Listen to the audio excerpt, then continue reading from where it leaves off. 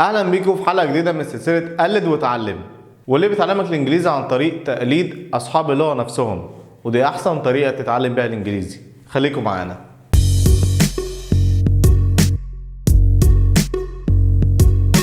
السلام عليكم، ازيكم عاملين ايه؟ يا رب تكونوا بخير. معاكم اسلام من ايزي انجلش. اهلا بيكم في حلقه جديده من سلسله قلد وتعلم، واللي هتلاقيها في قناه اليوتيوب في زر قوائم التشغيل مترتبه حلقه 1 2 3 4. وعشان ما اطولش على حضراتكم خلينا نشوف اول مقطع وبعدين نتناقش فيه. جاهزين؟ يلا بينا. It's for your birthday? Happy birthday. Having a good visit. Thank you. Thank you. بعد ما شفنا المشهد الاول واللي هو عباره عن تمشيه للرئيس الامريكي حول البيت الابيض، واحنا يا جماعه هنا بنناقش الانجليزي فقط. الرئيس شاف عيله فقال لهم It's for your birthday. It's for your birthday. والمعنى هل ده لعيد ميلادك؟ هتقول لي الله، هو ده مش سؤال، دي جمله، دي بدأت ب it is. هقول لك احنا ممكن نستخدم نبرة الصوت فقط علشان نكون سؤال وهيبقى صح 100%. وده ما درستوش في المدرسة اصلا، لانه كل القواعد اللي في المدرسة قديمة جدا واللغة اتطورت والمدارس زي ما هي. هديلك مثال بالعربي وبعدين مثال بالانجليزي. لو انا قلت لك هو مدرس، الجملة دي عادية جدا. لكن لو انا استخدمت نبرة صوت وقلت لك هو مدرس، هو مدرس، إذا أنا من خلال نبرة الصوت غيرت الجملة لسؤال. لو خدنا بقى مثال بالإنجليزي، لو أنا قلت لك he is a doctor، دي جملة عادية معناه إن هو دكتور، لكن خلينا نستخدم نبرة صوت وأحولها لك لسؤال. فأقول لك مثلا he is a doctor، he is a doctor، كده بقت شكل سؤال. شفت إزاي ممكن نستخدم نبرة صوت علشان نكون سؤال؟ ولازم تعمل ستريس على الكلمة الأخيرة، بمعنى تمطها شوية تخليها أقوى وأوضح من المقاطع التانية. He is a doctor. He is a doctor. طيب لو اتكلمنا في طريقة النطق بقى هنلاقي في الجملة اللي هي جت في الفيديو هنلاقي كلمة it is بقت it's. it's. وكلمة for هنقلصها ل fur. حرف الأف اللي هو الصوت بتاعه ف وبعدين الشوه وبعدين فبدل for تبقى fur. fur. فتبقى كده it's fur. it's fur. وبعدين كلمة birthday هتطلع لسانك في TH. birthday. ولازم تبالغ الأول وتطلع لسانك بصورة كبيرة جدا، وأنا قاصد كده علشان إنك مش هتظبط الصوت إلا لو بالغت في الأول. فالجملة على بعضها تبقى كده it's for your birthday. it's for your birthday. وبعدين الرئيس قال لهم happy birthday. happy birthday. يعني أتمنى لكم عيد ميلاد سعيد. طيب بعد كده بقى الرئيس شاف مجموعة من السياح فسألهم بنفس الطريقة أو استخدم نبرة الصوت علشان يكون سؤال. فقال لهم you're having a good visit. you're having a good visit. والمعنى هل مستمتعين بالزيارة؟ you're having a good visit. تمام؟ طيب خلينا نشوف المشهد اللي بعد كده وبعدين نتناقش فيه. How you doing? How's business? Business doing all right? Yeah, this is all right. What's your name? My name is Anne. Good to see you. That was my Good to mother's name, see so I you. like it. أهلا بيكم للمرة التانية. بعد ما شفنا المشهد الرئيس أوباما لسه مكمل تمشية، وبعدين شاف ست بسيطة كده عندها مشروع فقال لها How are you doing? How are you doing? ده تعبير مشهور جدا هتسمعه كتير في الأفلام. How are you doing؟ والمعنى عاملة إيه أو إيه الأخبار؟ طيب تعالى بقى نتعلم مع بعض طريقة النطق.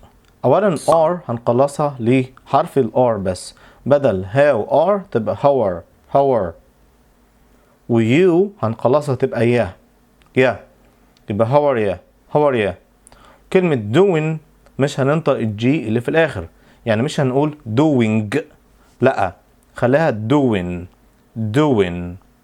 وهنعمل ستريس على كلمة doing. يعني ايه هنعمل ستريس؟ يعني هنمطها شوية، هنخليها أعلى وأقوى وأوضح. How are you doing? How are you doing? How are you doing? أسرع How are you doing? أسرع How are you doing? وبعدين قرب منها وسألها سؤال عن المشروع بتاعها فقال لها How is business? How is business? طبعا business لها معاني كتير، ولكن هنا معناها مشروع تجاري، فبقول لها أخبار المشروع التجاري إيه؟ How is بقت how is business. بعدين قال لها business is doing alright. برضو نستخدم نفس الفكرة، نبرة صوت علشان يسأل السؤال. business is doing alright، والمعنى هل المشروع التجاري ده ماشي كويس. business is doing alright، وخلي بالكم انا ما قلتش alright ولكن alright كده، وقفت الهواء في الحلق لمدة ثانية. alright خلاها بدل ما تقول alright خلاها alright، وبعدين قرب منها وقال لها what's your name. وده طبعا سؤال معروف جدا، ولكن في طريقة النطق كلمة what is بقت what's بنختصرها الواتس. فطبعا هو قال لها what's your name. وعند كلمة name الكلمة دي مكسورة، هي بتبدأ بالصوت وبعدين a وبعدين فتبقى name. وزيها الكلمة دي game مش game a. وزيها الكلمة دي plate مش plate. وزيها table مش table. اكسر لتحت تي. فالسؤال على بعضه what's your name. فردت عليه وقالت له my name is Anne. فطبعا الرئيس قال لها good to see you that's my mother's name. good to see you ده تعبير مشهور جدا معناه سعيد أن أراكي. وعند كلمة you خلصناها ليه good to see you that's my mother's name، يعني ده اسم والدتي، يعني كنوع من التعاطف معاها او عايز يعمل معاها حوار، فبيقول لها انه ده اسم والدتي.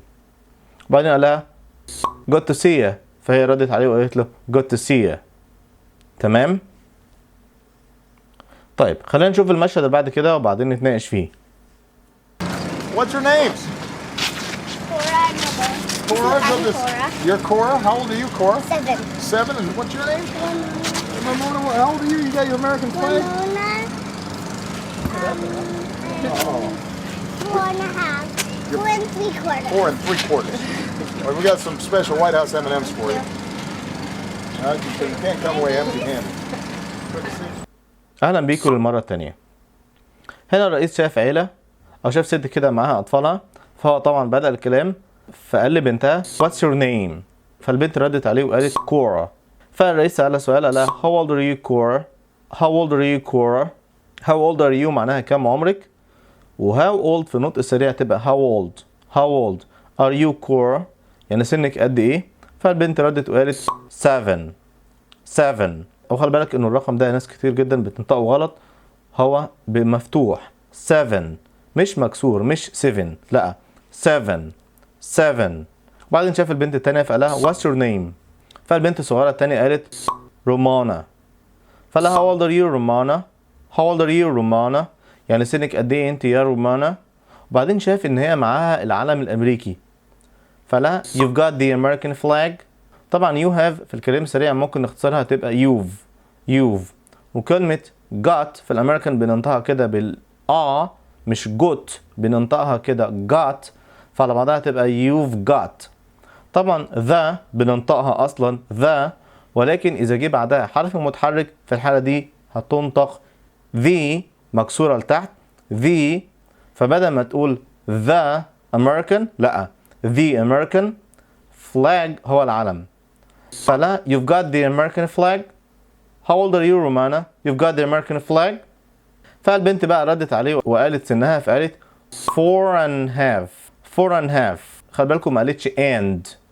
في الكلام السريع بنحذف الدي فبنقول 4.5 بدل 4.5. بعدين بقى البنت افتكرت انها يعني مش 4 سنين ونص، لا ده هي 4 سنين و3/4 من السنة اللي بعدها، فقالت 4 3/4. طبعا كلمة quarters معناها أرباع، كلمة quarter معناها ربع. وخلي بالك انه الكلمة دي يعني ناس كتير جدا بتنطقها غلط. طبعا في الامريكان نطقناها quarter، التي اللي في الاخر قبلها حرف الار وبعدها فاول. في الحالة دي في الامريكان بننطقها دي، فبدل quarter هنخليها كده quarter. اما بقى في البريتش فبتنطق quota مش quarter، وفي الامريكان quarter. فالبنت قالت 4 3/4. فالرئيس أكد على كلامه وقال لها 4 3/4. فبعد كده الرئيس قال لهم alright we've got some special White House M&Ms for you.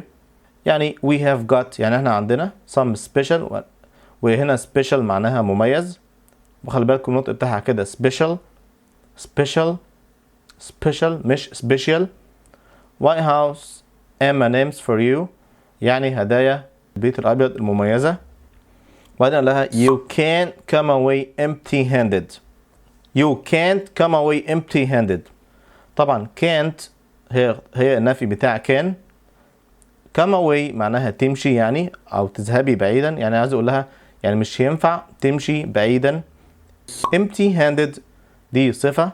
أولا empty معناها فاضي أو فارغ، handed معناها إيد، و empty handed على بعضها دي صفة معناها خالي اليدين، يعني ما ينفعش تيجي هنا وتمشي من غير ما يكون معاك حاجة أو خالية اليدين.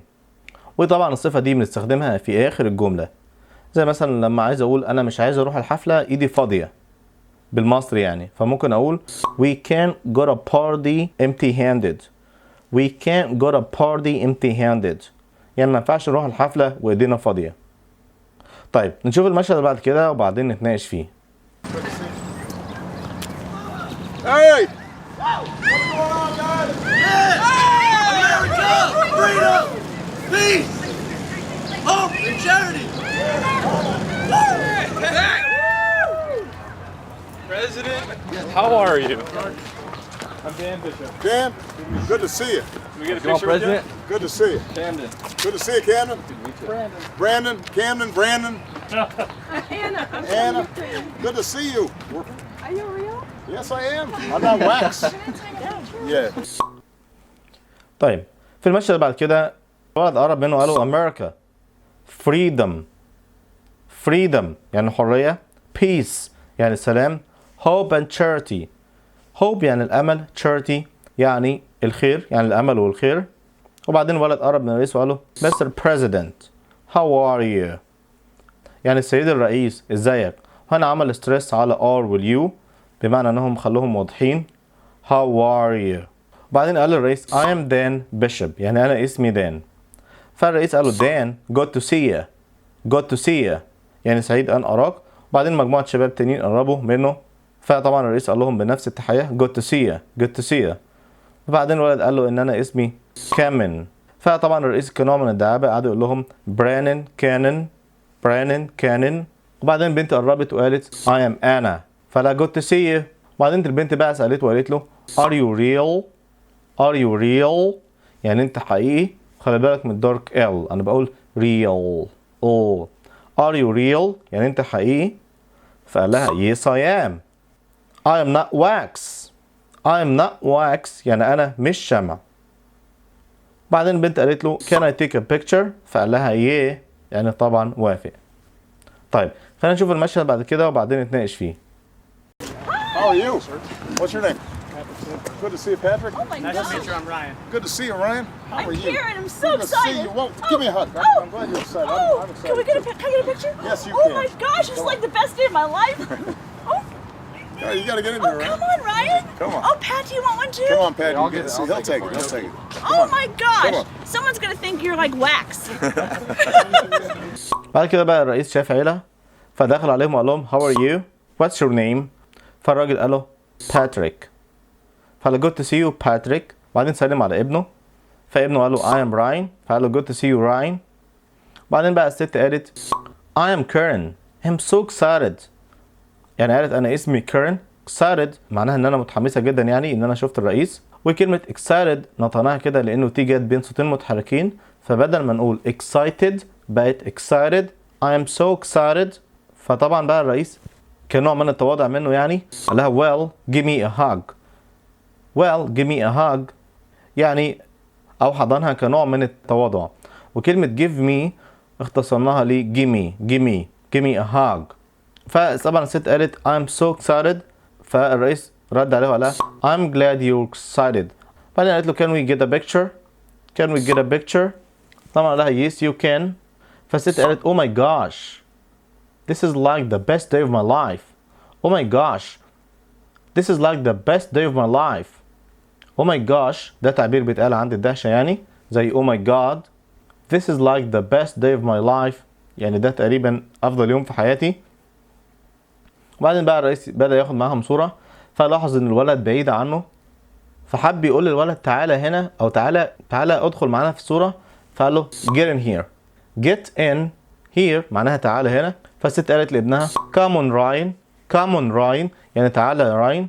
وبعدين بقى الرئيس شاف ان الراجل بيصور، فحب ان الراجل كمان هو يدخل معاهم في الصورة، فقال له come on Pat he'll take it.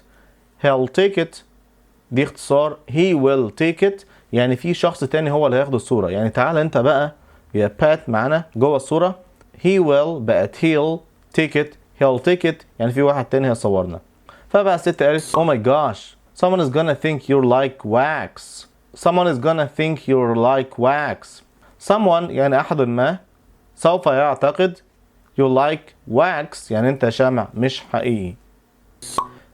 اهلا بكم مرة تانية. كده وصلنا لفقرة قلد وتعلم، واللي بنحاول نقلد فيها المشهد. انا بقول المشهد وبدي حضراتكم وقت تقولوا بعد مني، وما تسهنش بالخطوة دي وما تقولش مش مهمة. ردد معايا وشوف قد ايه الانجليزي بتاعك بيتحسن. جاهزين؟ يلا بينا. It's for your birthday. It's for your birthday.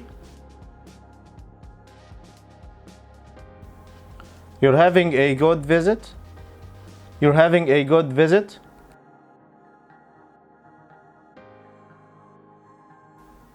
How are you doing?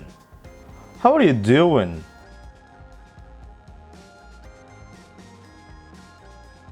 Business is doing alright. Business is doing alright. What's your name? You've got the American flag. You've got the American flag. Right. We've got some special White House M&Ms for you. Right. We've got some special White House M&Ms for you. You can't come away empty-handed. You can't come away empty-handed.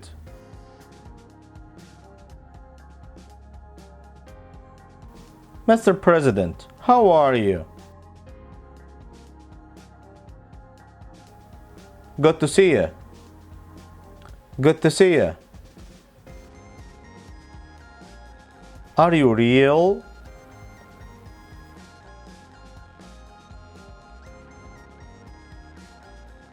Yes, I am. I'm not wax.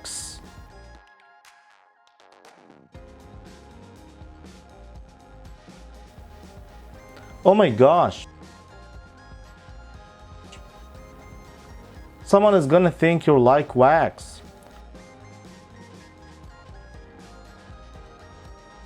وبكده يا جماعه نكون وصلنا لفقره اتدرب كتير كل يوم تعبير، او practice makes perfect، واللي بنتعلم فيها تعبير معين، والتعبير ده بنحاول نستخدمه طول اليوم.